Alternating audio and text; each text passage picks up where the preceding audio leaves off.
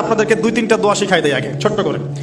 এক নাম্বার, যারা একটু পড়াশোনা করেন মাশাআল্লাহ তারা এইটা পড়বেন, সাইয়্যিদুল ইস্তিগফার। সাইয়্যিদুল ইস্তিগফার আমার সাথে বলবেন, আল্লাহুম্মা আনতা রাব্বি লা ইলাহা ইল্লা আনতা খালাকতানি আনা আবদুক ওয়া আনা আলা আহদিক ওয়া ওয়া'দিকা মাসতাতা'ত আউযু বিকা মিন শাররি মা সানা'ত আবুউ লাক বিনি'মাতিকা আলাই ওয়া আবুউ বিযানবি ফাগফিরলি ফাইন্নাহু লা ইয়াগফিরুয যুনুবা ইল্লা আনতা।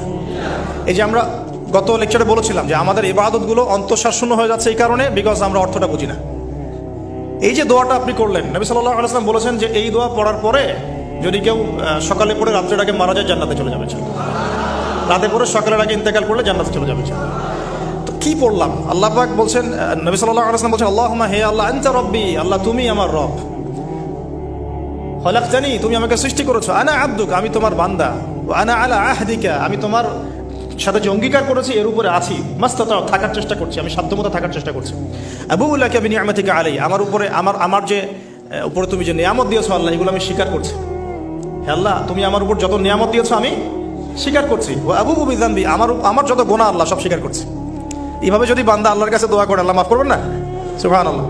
ফাগফিরলি আল্লাহ আপনি আমাকে মাফ করুন, ফাইন্নাহু লা ইয়াগফিরু যুনুবা ইল্লা আনতা কারণ আপনি ছাড়া যুনুব কেউ ক্ষমা করতে পারেন। ব্যাস এইভাবে বুঝে বুঝে, এটা যদি না পড়েন অ্যাটলিস্ট এতটুকু, আস্তাগফিরুল্লাহাল্লাযী লা ইলাহা ইল্লা হুয়াল হাইয়ুল কাইয়্যুম ওয়া আতুবু ইলাইহি, এইটুকু।